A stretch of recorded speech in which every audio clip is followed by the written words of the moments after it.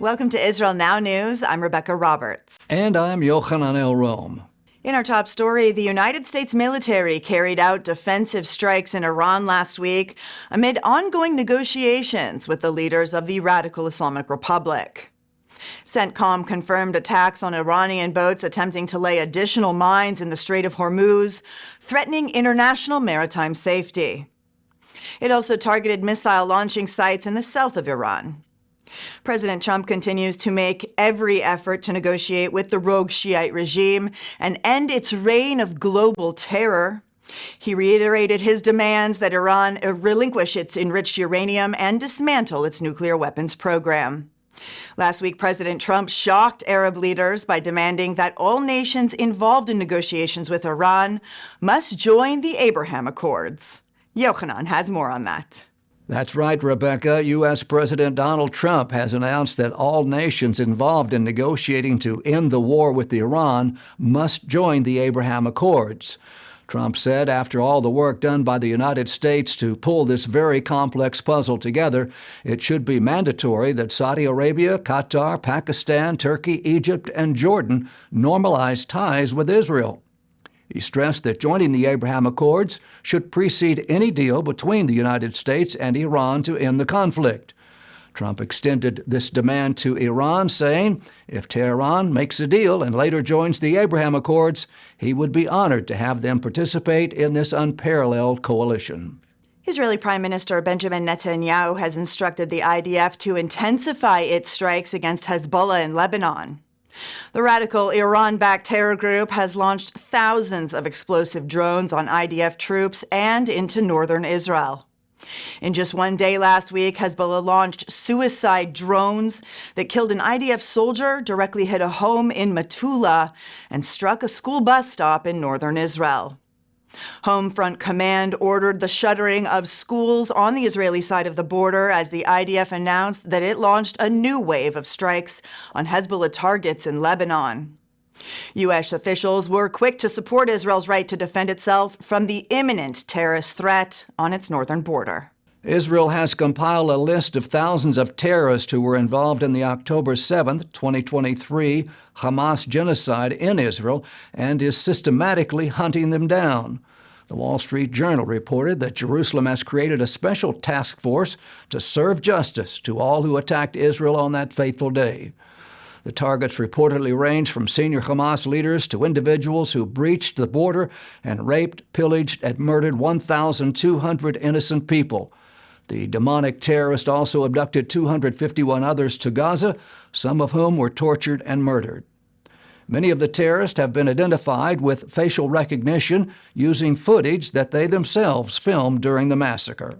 The International Criminal Court of Justice is being accused of turning a blind eye to Hamas atrocities and war crimes against the Palestinian people.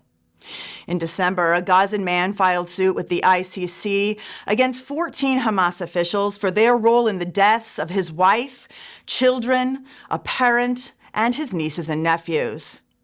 His claim includes accusations of using civilians as human shields, forcing children into armed conflict, and ruthlessly executing civilians without due process. The filing states the crimes committed by Hamas against the inhabitants of Gaza constitute a grave breach of international law.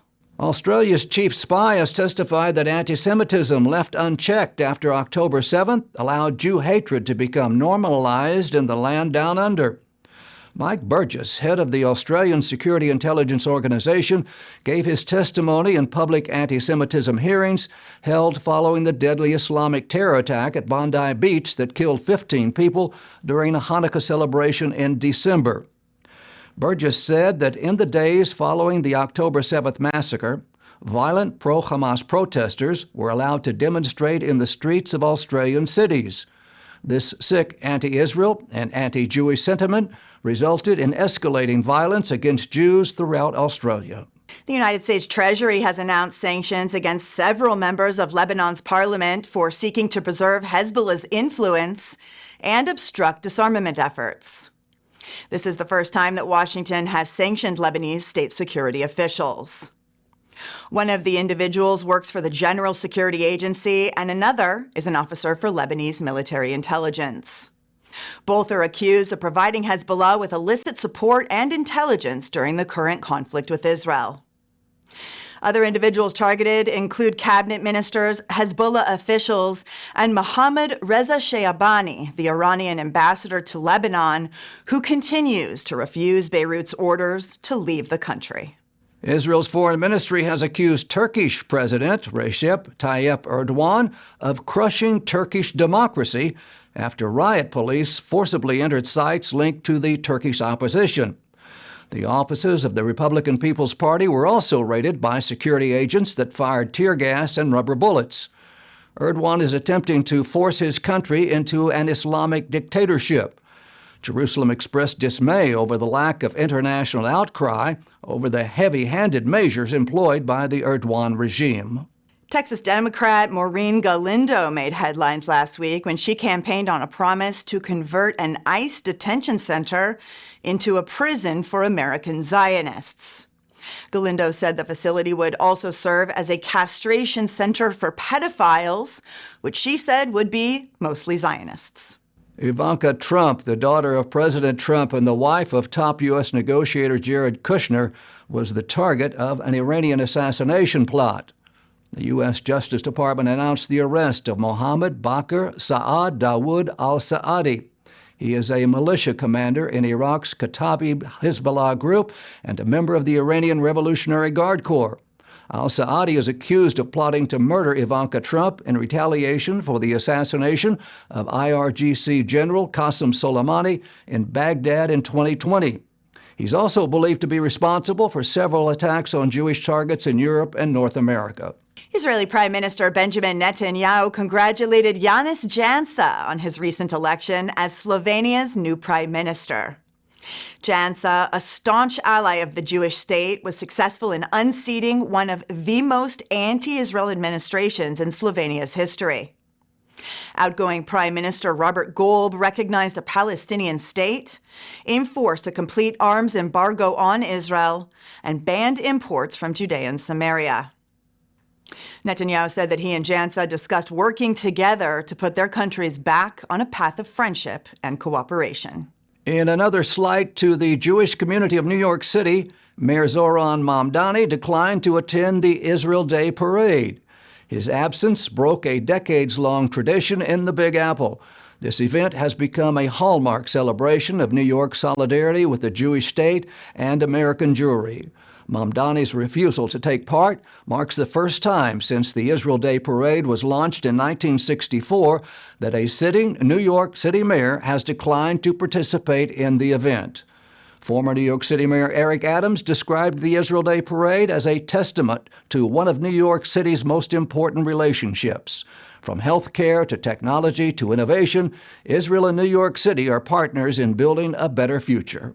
Israel's National Library in Jerusalem has acquired an original copy of the world's oldest known kosher cookbook.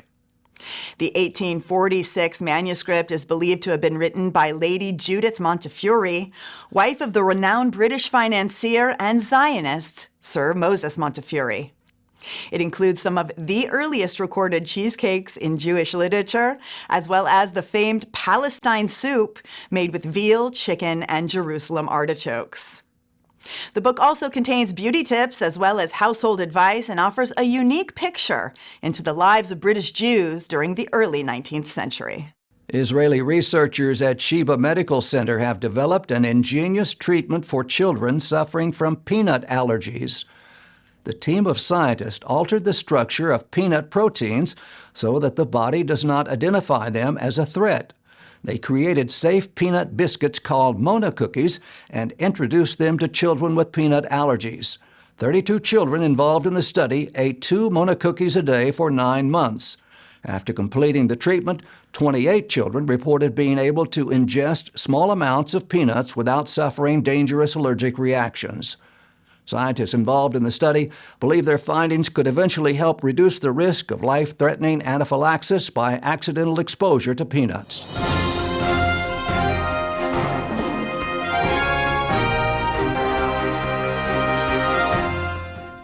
That concludes the news portion of our show. Stay tuned for Ask the Source with Josh Reinstein.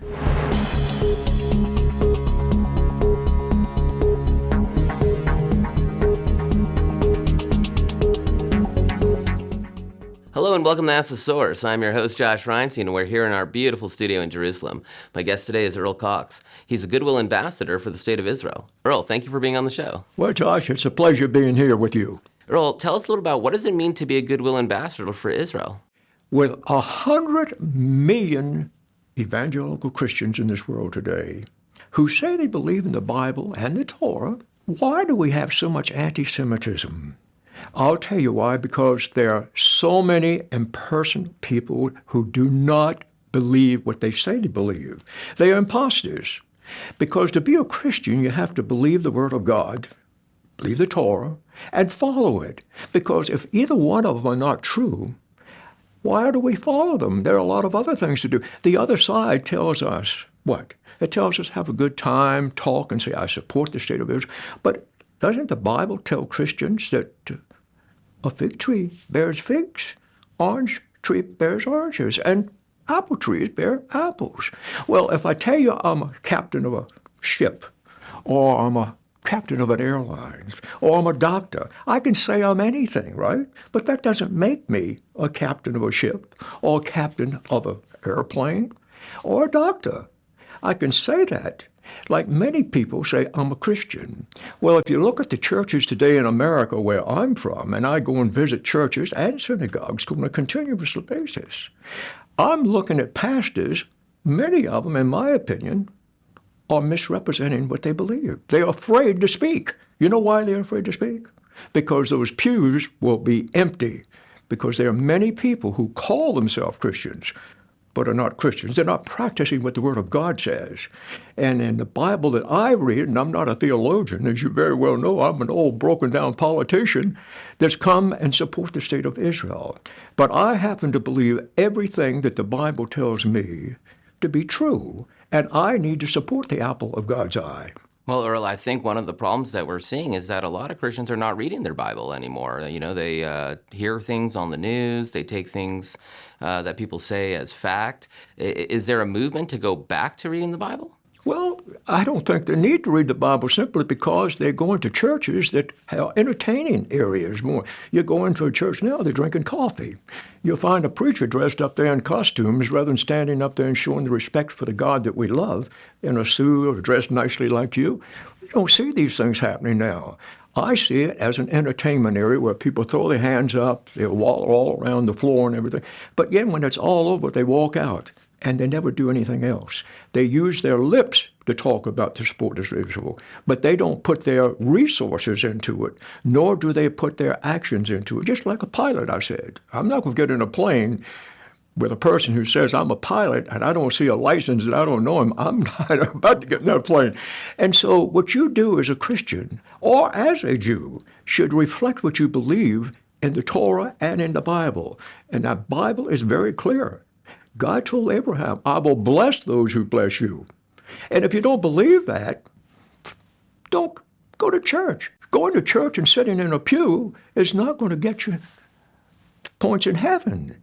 And it's not going to do what you're supposed to be doing. And that's what bothers me so badly. As a person who's 25 years I've been spending going back and forth between here and Israel. And when the prime minister called me in and said, Earl, I want you and Rabbi Riskin, at that time, he was the chief rabbi of Ephrat. I want you two to try to bring together Christians and Jews to work together. And that's what we are supposed to be doing. I'm not out there trying to convert Jews. That's not my job to do that. My job is to show that I'm a Christian and I am following the principles of what the Bible has to say. And I'm not seeing that with many leaders in the Christian churches in America and throughout other places that I visit, and you know that. You mentioned that you were a politician, and we're seeing that Christians are the base of the Republican Party, and we're seeing the most supportive Republican Party in the history of America. Are you concerned that support from Christians can wane?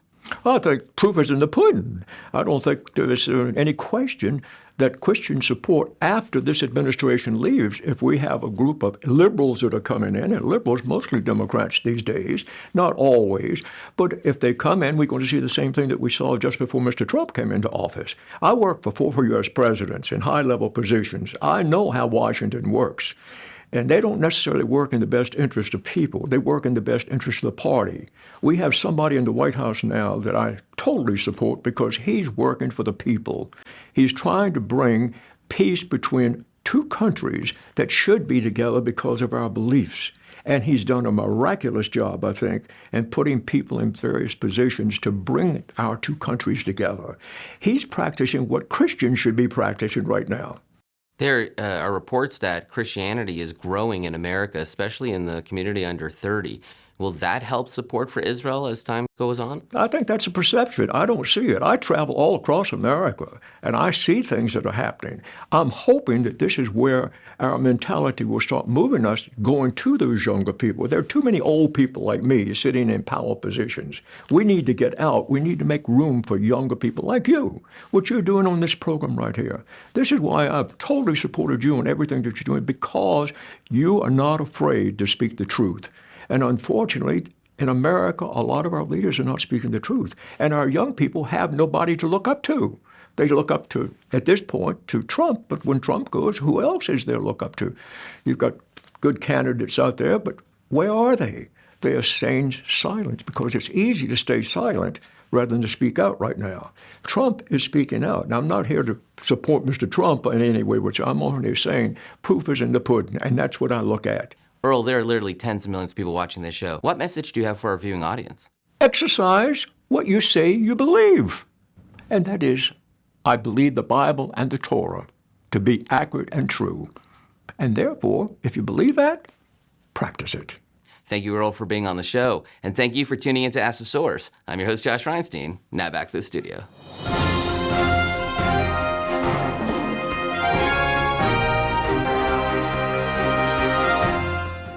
And now the truth from Zion.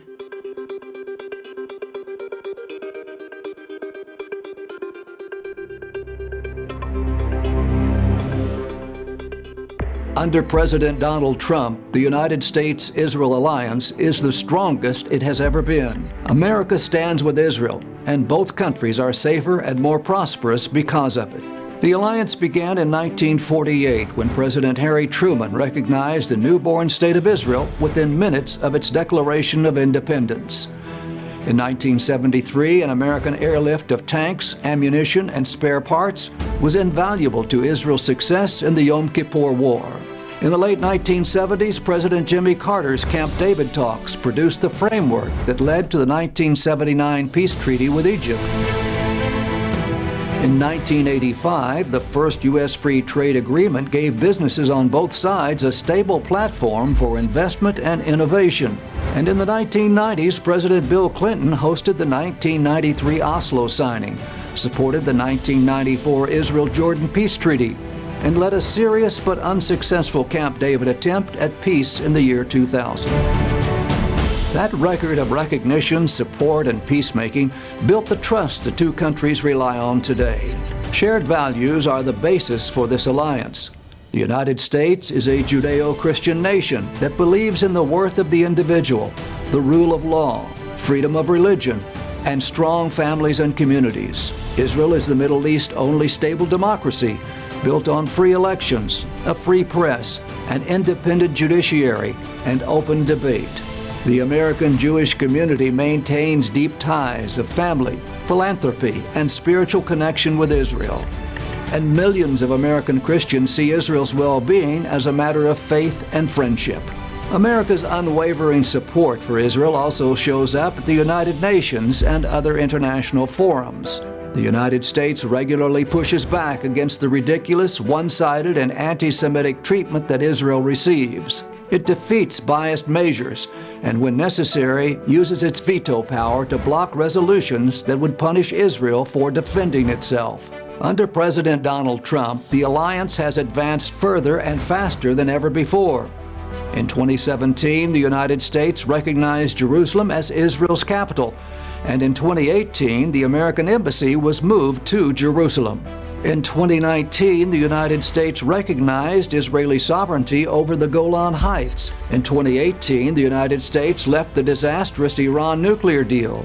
And in 2020, it eliminated Iranian terror chief Qasem Soleimani. That moral clarity has helped to produce a new peace. In 2020, President Trump facilitated the signing of the Abraham Accords. Israel, the United Arab Emirates, and Bahrain signed the historic agreement at the White House.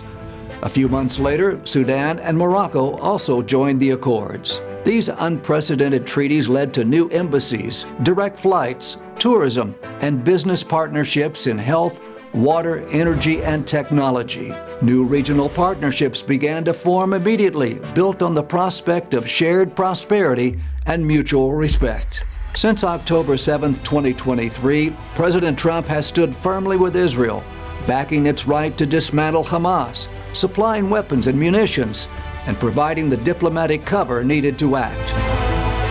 This support carried through the 12-day war in June 2025, culminating in a joint U.S.-Israel strike on Iran's nuclear infrastructure. That decisive action ended the war and reestablished deterrence.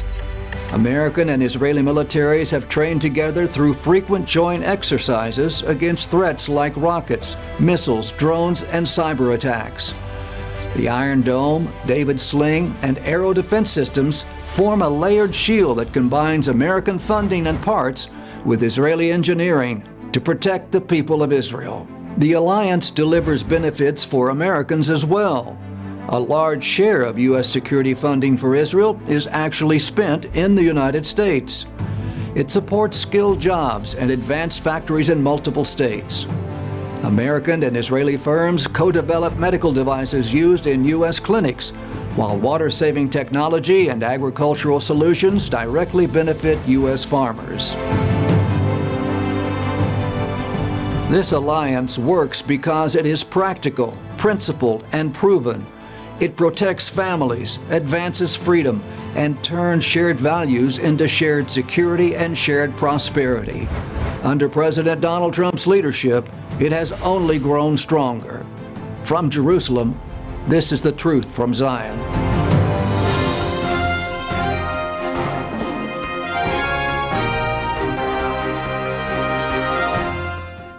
Up next, shining light from Israel.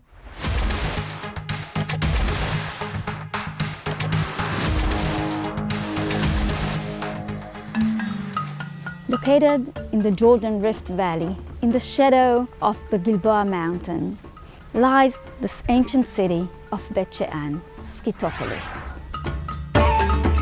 Welcome to the National Park of Beit She'an. We are going to see here a beautiful city from the Roman time. Behind us, we can see the Tel. That's where the city started. We entered the bathhouse. This is one of the biggest bathhouses that we have. You can see we have a courtyard. We have rooms around.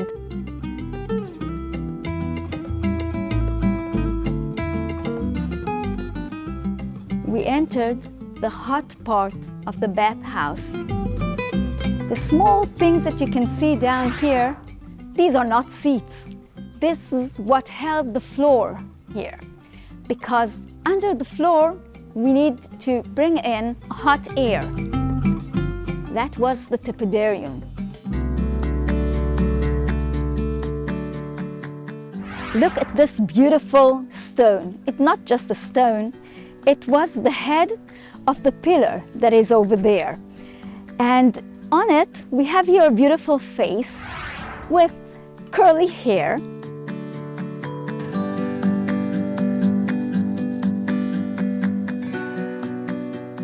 We are on the sidewalk of the main street, and we can see the shops that are here on the side.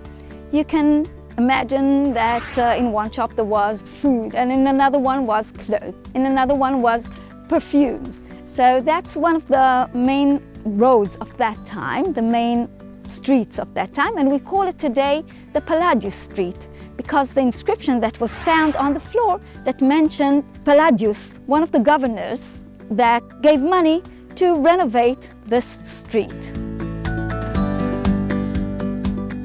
The street that you can see here, that's the main street that came from the northwest of land of Israel, from the coast, even from Egypt. And when this man came here and walked through this road, he saw on this pillar, up on it was a statue, a big statue of the Caesar. And also it was standing in front of a temple.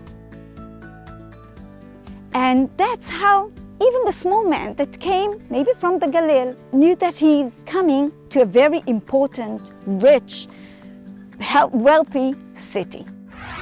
It's a hot day, and if we were here 2,000 years ago, we want to refresh ourselves a little bit, and this is the right place to go. This is the Nympheon, with water that drops down, a fontaine. You can wash your face here, take water and wash your face. You can feel the water. So it's a really great place to be in a hot day like this.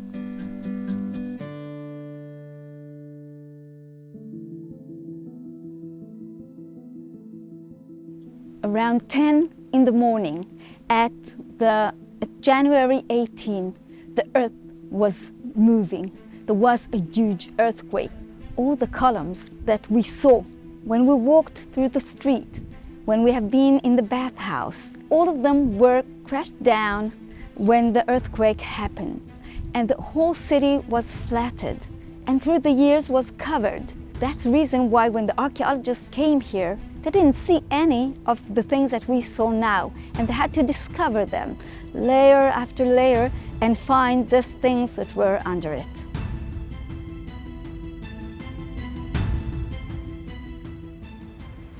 We are standing up on the Tel, and this place is connecting to the story of the end of King Saul. Saul and his son fought against the Philistines up there in the Gilboa mountain. Philistines took them and put their bodies on the walls of Beit Shan. But that night, the people of Yavesh Gilad went all night, came here to this city of Beit Shan, took the body of Saul, and his sons, and took it back to Yavesh Gilad and buried them. Thank you for joining us in the tour here in Beit Shan. Next time you're visiting Israel, make sure you're coming here to Beit Shan, to Skytopolis. Connect to your biblical heritage, to the history of this place.